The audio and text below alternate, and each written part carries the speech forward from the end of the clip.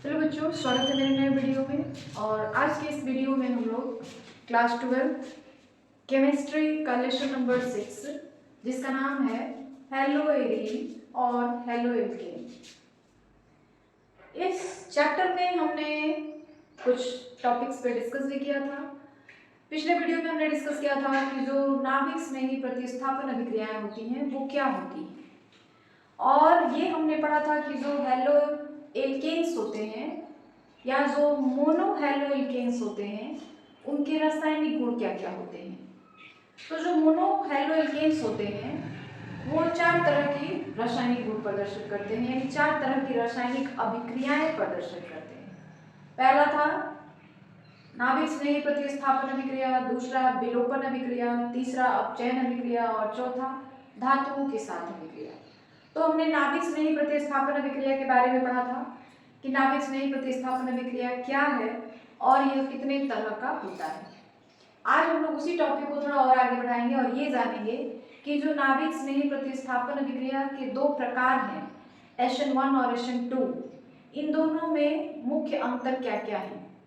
हालांकि दोनों अभिक्रियाएं जो हैं नाभिक स्नेही प्रतिस्थापन अभिक्रिया ही है, लेकिन फिर भी इन दोनों अभिक्रियाओं में कुछ ना कुछ अंतर पाया जाता है। वो अंतर क्या है आज हम लोग उसके बारे में जानने वाले हैं। ठीक है, तो देखिए हमने लिख रखा है SN1 तथा SN2 अभिक्रियाओं में अंतर। यहाँ पर है SN1 अभिक्रिया और यहाँ पर है SN2 अभिक्रिया। अगर आप ध्यान से देखें तो दोनों अभिक्रियाओं के बारे में, इनकी परिभाषा, इनकी क्रियाविधि, ये सारी चीजें हमने डिस्कस किया हुआ है, उसमें अंतर देखना है। तो पहला अंतर क्या है SN1 अभिक्रिया SN2 में, कि SN1 जो अभिक्रिया होती है वह 2 पदों में संपन्न होती है। हमने इसका एक उदाहरण भी आपको दिया था कि पहले जो है एल्किल हैलाइड विखंडित हो जाता है, विखंडित होने के बाद जो हैलाइड्स होते हैं वो एल्किल के साथ रिएक्शन करके उत्पाद बना लेते हैं। ठीक है, तो यह जो अभिक्रिया होती है SN1 अभिक्रिया, यह 2 पदों में होती है। पहला पद जो होता है काफी धीमी गति से होता है, मंद गति से होता है, लेकिन जो दूसरा पद है वो काफी तीव्र गति के साथ होता है। ठीक है, ये हमने आपको बताया भी था।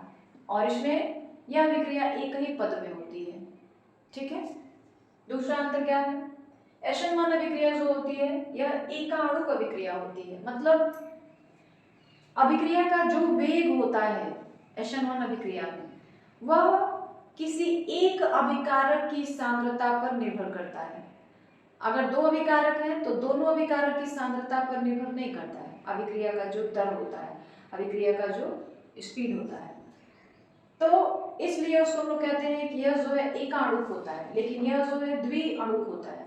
यानी SN2 अभिक्रिया में जो अभिक्रिया का वेग होता है वह अभिकारक की 2 सांद्रताओं पर, मतलब अभिकारक की 2 अणुओं की सांद्रता पर निर्भर करता है। तो इसलिए हम इसको कहते हैं कि यह द्विअणुक होता है, और यह जो होता है एक अणुक होता है, यानी एकाणुक होता है। तीसरा, यह ध्रुवीय विलायकों में तीव्रता से होता है। ध्रुवीय विलायक का मतलब हो गया पानी, वाटर, जल। यह जो है ध्रुवीय विलायक होता है। अध्रुवीय विलायक, पानी को आप छोड़ दीजिए, इसके अलावा जितने भी विलायक होते हैं, कार्बनिक विलायक आप कह सकते हो, पेट्रोल, डीजल, मिट्टी का तेल, ये सारी चीजें अध्रुवीय विलायक है। तो SN1 अभिक्रिया जो होती है ध्रुवीय विलायकों में तीव्रता के साथ होती है, लेकिन SN2 अभिक्रिया जो होती है वह अध्रुवीय विलायकों में काफी तीव्रता के साथ होती है। ये बात समझ आ रही है कि अध्रुवीय विलायक क्या है। पानी को आप छोड़ दीजिए, बाकी जो भी आपके पास विलायक है वो सभी जो होंगे अध्रुवीय विलायक होंगे। चौथी, यह अभिक्रिया ध्रुवल क्षार द्वारा हो सकती है, लेकिन यह अभिक्रिया प्रबल क्षार द्वारा होती है। ठीक है, अब ध्रुवल क्षार और प्रबल क्षार क्या हो गए, पहले तो आपको ये पता होना चाहिए कि क्षार क्या है। तो आर्हेनियस प्रिंसिपल के अनुसार क्षार वो पदार्थ होता है जिसमें OH समूह प्रेजेंट होता है, उपस्थित होता है। तो NaOH जो है, NaOH, KOH, ये दोनों प्रबल क्षार हैं। ठीक है, लेकिन CaCO3, BaCO3, ये सभी जो है ध्रुवल क्षार हैं।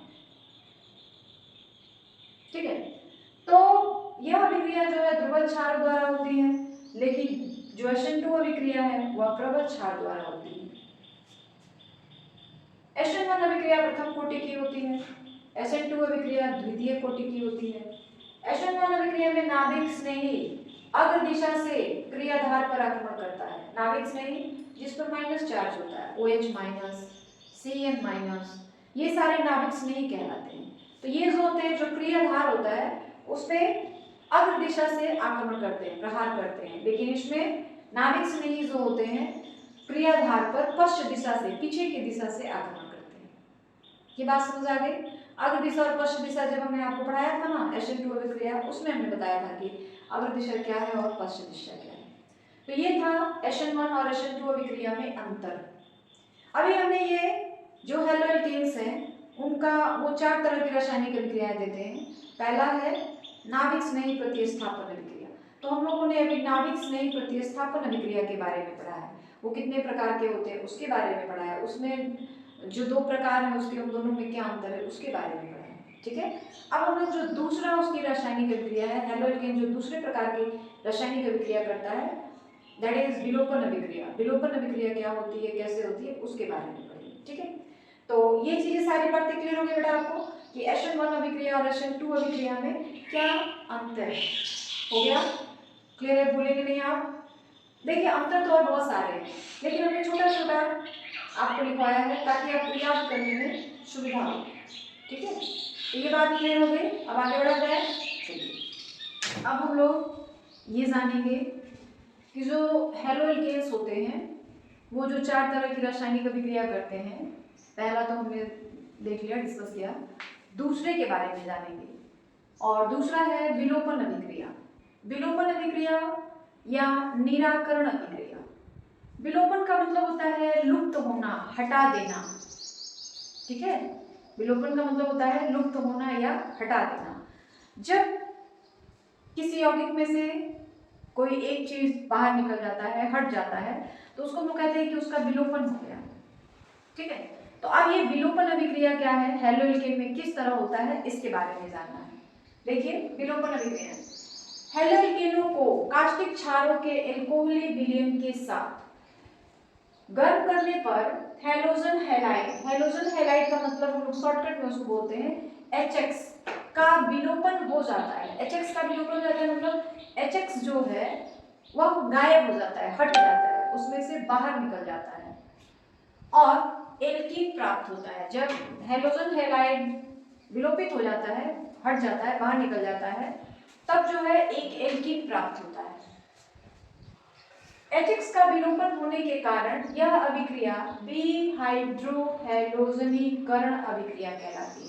ये सारा एक ही में है, ऐसे विहाइड्रोहैलोजनीकरण अभिक्रिया कहलाती है। विलोपन अभिक्रिया समझ आए बेटा आपको? नहीं आई तो देख लीजिए एक बार। हैलो एल्केन, हैलो एल्केन का मतलब हैलोजन है और वह किसी एल्केन के साथ जुड़ा हुआ है, तो वो हैलो एल्केन हो गया। हैलो एल्केनों को जब कास्टिक क्षारों के एल्केली विलयन के साथ गर्म करते हैं, मतलब जो हैलो एल्केन्स हैं उनको कास्टिक क्षारों के एल्कोहलिक विलयनों के साथ गर्म करते हैं, तो हैलोजन हैलाइड या एल्कीन हैलाइड भी इसको कहते हैं, का विलोपन हो जाता है और एल्कीन प्राप्त होता है। जब उसका विलोपन हो जाता है तो एक एल्कीन प्राप्त होता है। HX का विलोपन होने के कारण यह अभिक्रिया जो होती है विहाइड्रोहैलोजनीकरण अभिक्रिया कहलाती है। ठीक है, जैसे अब उसको अगर हमको समीकरण के रूप में लिखना पड़े, अभिक्रिया के रूप में लिखना पड़े, ये सारी बातें आपने लिखी है ना, इन सारी बातों को हटाकर हम एक लाइन में इन सारी बातों को बता सकते हैं संकेत और सूत्र की सहायता से।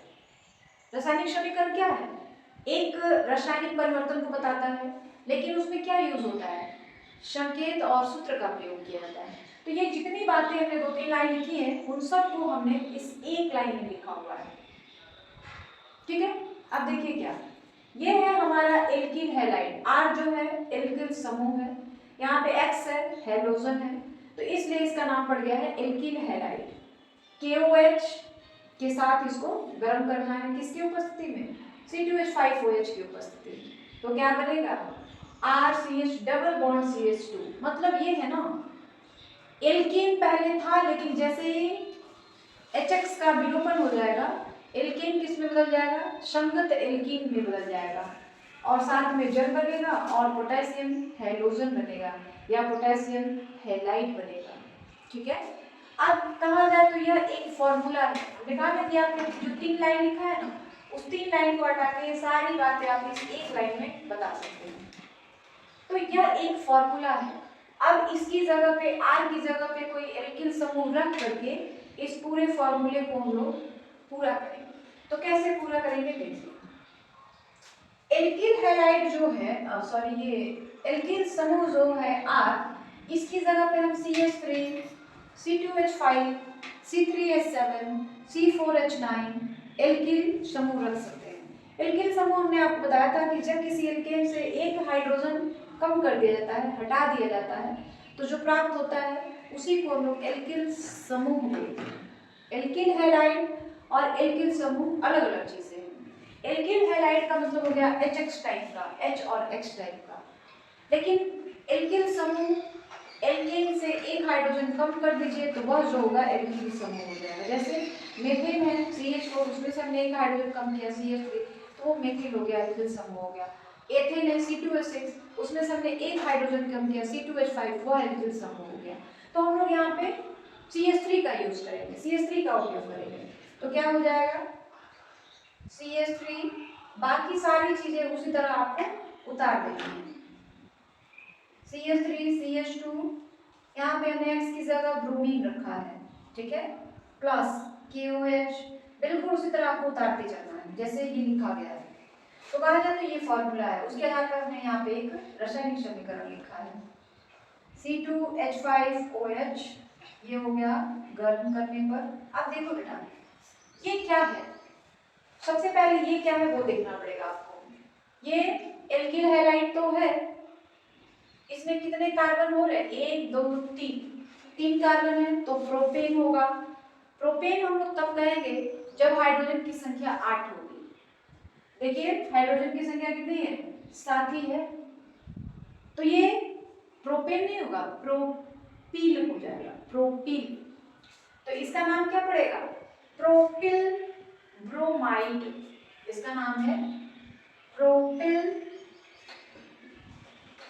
ब्रोमाइड।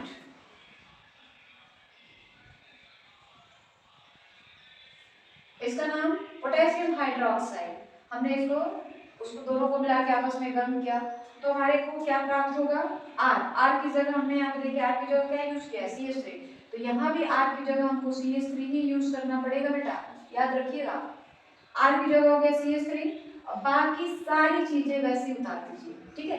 और यहाँ जो X है, X की जगह पे यहाँ पे हमने X की जगह पे Br यूज किया है, तो उस साइड भी उत्पाद में भी X की जगह पर Br ही यूज करेंगे।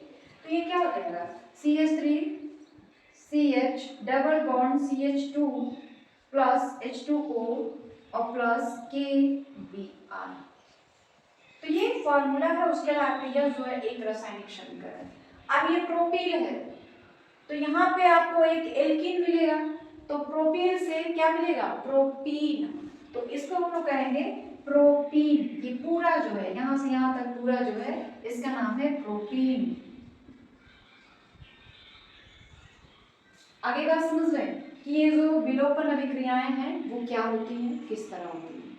तो विलोपन अभिक्रिया समझ आया आपको, इसमें जो HX होता है HX उसका विलोपन हो जाता है।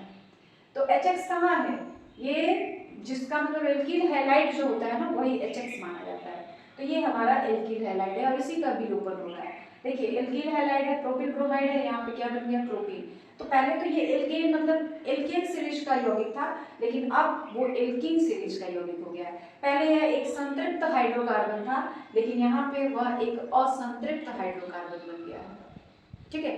तो यहाँ पे क्या हुआ, ये जो प्रोपिल ब्रोमाइड था ना उसी का विलोपन हो गया, तो इसलिए इसका नाम पड़ गया है विहाइड्रोहैलोजनीकरण, ठीक है। अब ये जो विलोपन अभिक्रियाएं होती है ना, यह भी 2 प्रकार की होती है। देख लीजिए, विलोपन अभिक्रियाएं, विलोपन अभिक्रियाएं 2 प्रकार की होती हैं, 2 प्रकार की होती हैं।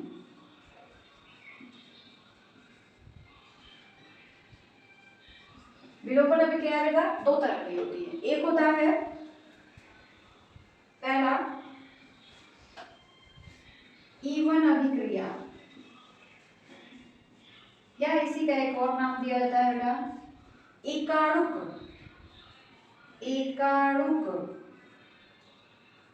विलोपन अभिक्रिया।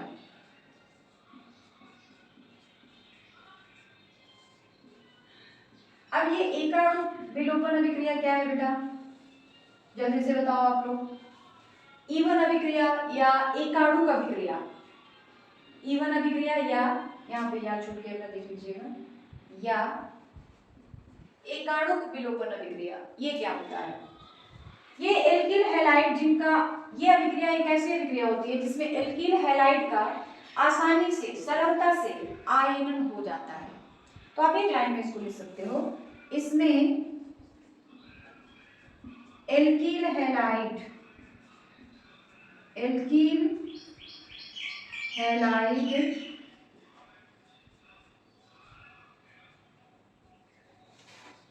का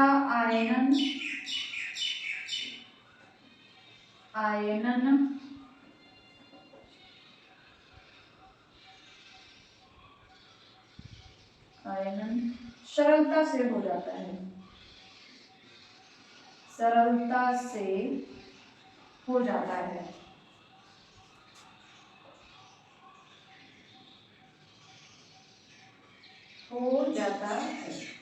ठीक है, जैसे एक एग्जांपल लिख लीजिए यहाँ पे, CH3 4-3CCl प्लस KOH, ऊपर आप C2H5 एल्कोहल रख सकते हो, C2H5OH इज इक्वल टू, बिल्कुल यही रहेगा, बस वहां पे डबल बॉन्ड यानी एल्कीन ग्रुप का कोई सदस्य आ जाएगा। वो कैसे होगा देखिए, C2H5OH और यहाँ पे आ जाएगा CH3 4-C double bond CH2 plus KCl plus H2। आई बात समझ में? तो ईवन या एकाणुक विलोपन अभिक्रिया ये क्या होता है, इसमें एल्किल हैलाइड का आयनन सरलता से हो जाता है। तो ऐसी अभिक्रिया को हम क्या कहते हैं, एकाणुक विलोपन अभिक्रिया।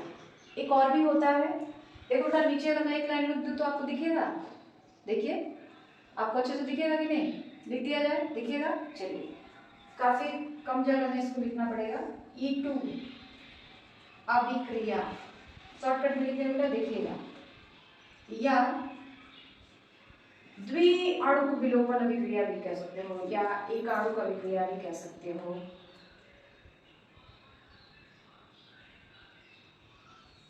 बिल्कुल इसके उल्टा, इसमें एल्किल हैलाइड, इसमें क्या था, एल्किल हैलाइड का आयनन सरलता से हो जाता है, इसमें एल्किल हैलाइड का आयनन सरलता से नहीं होता है, इसमें एल्किल हैलाइड का आयनन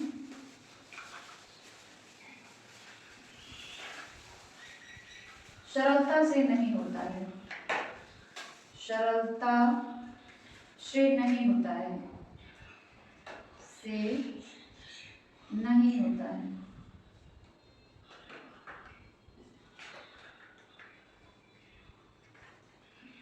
आई बात समझ में? ईवन अभिक्रिया या एकाणुक विलोपन अभिक्रिया, इसमें एल्किल हैलाइड का विलोपन सरलता से हो जाता है, विलोपन नहीं सॉरी आयनन सरलता से हो जाता है। लेकिन E2 अभिक्रिया या क्या होती है, या द्विअणुक विलोपन अभिक्रिया क्या होती है, इसमें एल्किल हैलाइड का आयनन सरलता से नहीं होता है। तो ये था विलोपन अभिक्रिया और विलोपन अभिक्रिया के प्रकार। क्लियर हो गया आपको कि जो हैलो एल्केन्स होते हैं वह जो दूसरी तरह की अभिक्रिया करते हैं विलोपन अभिक्रिया, वो क्या होता है, और विलोपन अभिक्रिया कोई विहाइड्रोहैलोजनीकरण अभिक्रिया भी कहा जाता है। ठीक है, तो अब हम लोग आगे बढ़े। अब हम लोग जो हैलो एल्केन तीसरी और चौथी प्रकार की अभिक्रिया करता है उसके बारे में जानेंगे। तीसरी अभिक्रिया क्या है, अब चयन पहले क्या थी, नाभिक स्नेही प्रतिस्थापन अभिक्रिया, दूसरी विलोपन अभिक्रिया, तीसरी अपचयन अभिक्रिया और चौथी धातुओं के साथ अभिक्रिया। तो दो के बारे में तो हमने डिस्कस किया हुआ है। अब तीसरा क्या है, अपचयन अभिक्रिया। हेलो एल्केन के अपचयन पर संगत एल्केन बनते हैं। हेलो एल्केन का अपचयन निम्न प्रकार, मतलब जो हेलो एल्केन्स होते हैं ना, उनका जब अपचयन किया जाता है एक उचित अपचायक की उपस्थिति में अपचयन कराया जाता है तो संगत एल्केन प्राप्त होते हैं। जैसे कुछ रिएक्शन लिखेंगे, जैसे मान लीजिए हेलो एल्केन का मतलब हो गया किसी कोई हेलोजन है जो एल्केन के साथ जुड़ा हुआ है तो उसको हम लोग RX लिखते हैं, ठीक है। तो जैसे RX प्लस H2 और एक उत्प्रेरक रखा जाएगा, उत्प्रेरक PD की उपस्थिति में जो हमारा RX है, RX को ही हम लोग हेलो एल्केन कह रहे हैं। R का मतलब कोई एल्केन समूह हो गया और X का मतलब कोई हेलोजन हो गया, जैसे CH3Cl, ठीक है, CH3Br, CH3I, ये हेलो एल्केन्स हो गए। तो RX क्या है, हेलो एल्केन है। जब हम लोग इसका हाइड्रोजन के साथ अभिक्रिया करवाते हैं उत्प्रेरक पीढ़ी की उपस्थिति में, तब एक संगत एल्केन प्राप्त होता है और उसको हम लोग इस तरह लिखते हैं RH प्लस HX। तो ये एक कहा जाए फॉर्मूला है। अब इसी के आधार पर आपको एक रिएक्शन लिखना है। जैसे देखिए R की जगह मान लीजिए हमने सबसे सिंपल एल्किल समूह जो हो गया CH3, सबसे छोटा सबसे सिंपल रेडिकल एल्किल समूह CH3 को हम लोग मानते हैं, तो R की जगह पे हमने रख लिया CH3, ठीक है। X की जगह पे हमने रख लिया Br प्लस H2, ठीक है। यहाँ पे उत्प्रेरक हो गया हमारा PD, क्या बनेगा भाई, R की जगह पे आपने क्या रखा है CH3, बिल्कुल वही रख लीजिए CH3 और डैश H। तो इसको ना इस तरह से ना लिखे हम डायरेक्ट CH4 लिखते हैं, ये हो गया CH4। R CH3 है उसमें एक H और जुड़ गया तो CH4 हो गया, प्लस यहाँ का जो Br है और यहाँ का एक H, दोनों मिलकर के बना देंगे HBr, हाइड्रोजन ब्रोमाइड। तो जो हेलो एल्केन्स हैं उनका अपचयन इस तरह से होता है। ये एक उदाहरण हो गया, ठीक है। एक दूसरा भी उदाहरण देख लेते हैं हम लोग। दूसरा उदाहरण एक है RI प्लस HI और उत्प्रेरक के तौर पे हम लोग रखेंगे लाल फास्फोरस, लाल फास्फोरस। टेम्परेचर यहाँ पे फिक्स करना पड़ेगा आपको 150 डिग्री सेल्सियस, ठीक है। ये R क्या है, कोई एल्किल समूह है, I iodine, HI hydrogen iodide के साथ, और उत्प्रेरक के तौर पे हमको क्या यूज करना है, लाल फास्फोरस। तो क्या बनेगा वो देखते हैं, RH प्लस I2, ये बनेगा। तो यहाँ पर यह जो है हेलो एल्केन है उसकी अभिक्रिया हम लोग हाइड्रोजन आयोडाइड के साथ करवा रहे हैं लाल फास्फोरस की उपस्थिति में, तापमान हो गया 150 डिग्री सेल्सियस। तो क्या बनेगा यहाँ पे RH, वो अगर आप यहाँ पे C2H5 यूज करते हैं तो वहाँ पे एथेन बन जाएगा, अगर यहाँ पे आप CH3 यूज करते हैं तो यहाँ पे मेथेन बन जाएगा, ठीक है। तो हम लोग सबसे सिंपल और सरल रेडिकल जो होता है एल्किल समूह जो होता है CH3 उसको लेते हैं। आप उसकी जगह पे C2H5 भी ले सकते हो, C3H7 भी ले सकते हो, हम CH3 ले रहे हैं, ठीक है। R की जगह पे हमने क्या लिखा CH3 I प्लस HI, उत्प्रेरक वही रहेगा लाल फास्फोरस, तापमान रहेगा 150 डिग्री सेल्सियस। RH, ये R है उसके साथ एक H जुड़ गया तो क्या हो जाएगा मीथेन, CH4 प्लस I2। तो इस तरह से जो हेलो एल्केन्स होते हैं उनका अपचयन होता है और हेलो एल्केन्स जो होते हैं अपचयन अभिक्रिया भी प्रदर्शित करते हैं, ठीक है। तो ये तीसरी उसकी रासायनिक अभिक्रिया थी। चौथी धातुओं के साथ अभिक्रिया। हेलो एल्केन विभिन्न धातुओं से अभिक्रिया कर उत्पाद बनाते हैं, जैसे मैग्नीशियम के साथ अभिक्रिया, लिथियम के साथ अभिक्रिया, ठीक है। जैसे में देखिए, जैसे Mg के साथ अभिक्रिया, आप चाहो तो यहाँ पे लिख सकते हो Mg के साथ अभिक्रिया, Mg के साथ अभिक्रिया। अब ये जो हेलो एल्केन है Mg का मतलब हो गया मैग्नीशियम, मैग्नीशियम के साथ अभिक्रिया कैसे करता है तो उसका पहले हम फॉर्मूला लिखेंगे और फॉर्मूला हमारे पास क्या है RX प्लस Mg किसकी उपस्थिति में, जो भी उपस्थिति रहेगी ना उसको हम लोग स्थिर के ऊपर लिखेंगे, शुष्क ईथर की उपस्थिति में। तो यहाँ पे हम लिखेंगे शुष्क ईथर,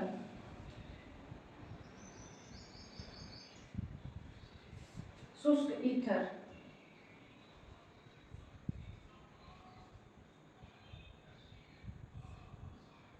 ठीक है, तो बनेगा RMgX। अब हमने कहा सबसे सिंपल जो एल्किल समूह है CH3 वो रख लीजिए। तो यहाँ पे हमने रखा CH3 और यहाँ पे हम मान लीजिए ब्रोमीन ही रख लेते हैं, कोई भी आप रख सकते हो। Mg शुष्क ईथर की उपस्थिति रहेगी, क्या बन जाएगा CH3MgBr।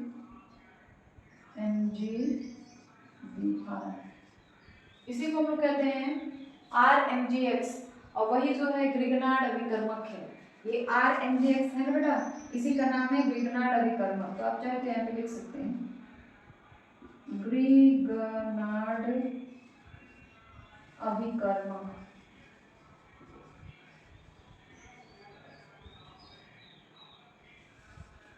मतलब जब हेलोल्केन्स जो होते हैं मैग्नीशियम धातु के साथ अभिक्रिया करता है तो ग्रिगनार्ड अभिकर्मक बनता है। और ग्रिगनार्ड अभिकर्मक का फॉर्मूला होता है RMgX। देखिए CH3MgBr, RMgX जो होता है उसी को हम लोग ग्रिगनार्ड अभिकर्मक कहते हैं।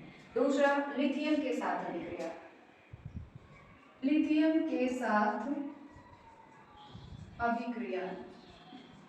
तो लिथियम के साथ अभिक्रिया कैसे होता है बेटा, उसको भी देख लीजिए। RX plus 2Li is equal to RLi plus LiX। ठीक है, हमने आपको पहले बताया कि आप R की जगह पे CH3, C2H5, C3H7, C4H9 use कर सकते हैं। तो यहाँ पे हम लोग R की जगह थोड़ा सा चेंज करते हैं, C2H5 ले लेते हैं। ठीक है, R की जगह हमने C2H5 लिया, X की जगह हमने Br लिया, plus 2Li is equal to क्या हो जाएगा R की जगह क्या लिखा जाएगा बेटा, जल्दी बोलो। R की जगह क्या लिखेंगे, यहाँ पे R की जगह क्या है C2H5, तो इधर भी होगा R की जगह C2H5 ही लेंगे। तो हम लिखेंगे C2H5 Br प्लस सॉरी गड़बड़ा गया, C2H5 Li होगा यहाँ पे Li plus LiX, LiX, X का मतलब क्या हो जाएगा बेटा, यहाँ पे X की जगह पे क्या है, देखिए X की जगह पे Br है तो LiBr हो जाएगा। आई बात समझ में। तो इस तरह से जो हमारा हेलोल्केन है वो किस तरह से किसी धातु के साथ अभिक्रिया करके उत्पाद बनाता है। तो ये 4 तरह की अभिक्रियाएं हैं जो हेलोल्केन प्रदर्शित करता है, 4 तरह की अभिक्रियाएं करता है। और इन्हीं 4 तरह की अभिक्रियाओं को जब हम पढ़ते हैं तो कहते हैं कि यह जो है हेलोल्केन का रासायनिक गुणधर्म है। हेलोल्केन का हमने भौतिक गुणधर्म पढ़ा था, हेलोल्केन का रासायनिक गुणधर्म पढ़ा हमने। तो हेलोल्केन के जो होते हैं 4 तरह के अभिक्रियाएं प्रदर्शित करते हैं, वो 4 तरह की अभिक्रियाएं आपकी क्लियर हो गई यहाँ पे। ठीक है, और यही जो है हेलोल्केन की रासायनिक गुणधर्म है। आगे बात समझ में। अब आगे बढ़ा जाए, हम लोग ये पढ़ेंगे कि जो मोनो हेलोल्केन्स होते हैं उनका उपयोग क्या क्या है। पहले हमने पढ़ा कि मोनो हेलोल्केन के रासायनिक भौतिक गुण क्या है, रासायनिक गुण क्या है। अब उसके उपयोग कहाँ कहाँ है वो हम लोग पढ़ेंगे। तो मोनो हेलोल्केनों का उपयोग विभिन्न कार्बनिक यौगिकों के निर्माण में किया जाता है। आप इसको एक लाइन में कहना चाहें तो कह सकते हैं प्रयोगशालाओं में अभिकर्मक के रूप में किया जाता है। मोनो हेलोल्केनों का उपयोग अभिकर्मक के संश्लेषण में किया जाता है। जैसे अभी हमने पढ़ा ग्रिगनार्ड अभिकर्मक, उसके निर्माण में मोनो हेलोल्केन का उपयोग किया जाता है। एथिल क्लोराइड या एथिल ब्रोमाइड बनाने में किया जाता है, तो मोनो हेलोल्केन का उपयोग एथिल ब्रोमाइड या एथिल क्लोराइड बनाने में किया जाता है। फिर इस एथिल ब्रोमाइड या एथिल क्लोराइड का उपयोग जो होता है TEF जो एक विस्फोटक है उसको बनाने में किया जाता है। फिर मोनो हेलोल्केन का उपयोग एल्किल सेलुलोज बनाने में किया जाता है। एल्किल सेलुलोज जो है यह भी एक यौगिक है और इसको बनाने के लिए जो होता है किसी न किसी मोनो हेलोल्केन का ही उपयोग किया जाता है। तो ये थे मोनोहैलोएल्केन्स जो होते हैं उसके मोनोहैलोएल्केन जिसमें कोई एल्केन है और उसमें एक ही हैलोजन जुड़ा हुआ है तो उसको हम लोग मोनोहैलोएल्केन कहेंगे। अगर किसी एल्केन के साथ 2 हैलोजन ग्रुप जुड़े हुए हैं तो डाई हैलोएल्केन बोलेंगे, 3 जुड़े हैं तो ट्राई हैलोएल्केन बोलेंगे। हम लोग अभी तक जितना भी पढ़े हैं सब मोनोहैलोएल्केन के बारे में पढ़े हैं, ठीक है। अब कुछ यौगिकों के बारे में हमको पढ़ना है जो हम लोग आज के वीडियो में नहीं कल पढ़ेंगे। और आज के वीडियो में बस इतना ही। वीडियो के लास्ट में यही कहना चाहूँगी कि जितना ज़्यादा से ज़्यादा हो सके मुझे सपोर्ट करें, चैनल को सब्सक्राइब करके, वीडियो को लाइक करके, शेयर करके, और वीडियो के अंदर जो भी कमियां हो चैनल को आगे बढ़ाने के लिए क्या क्या और किया जा सकता है इसे कमेंट के थ्रू जरूर बताएं।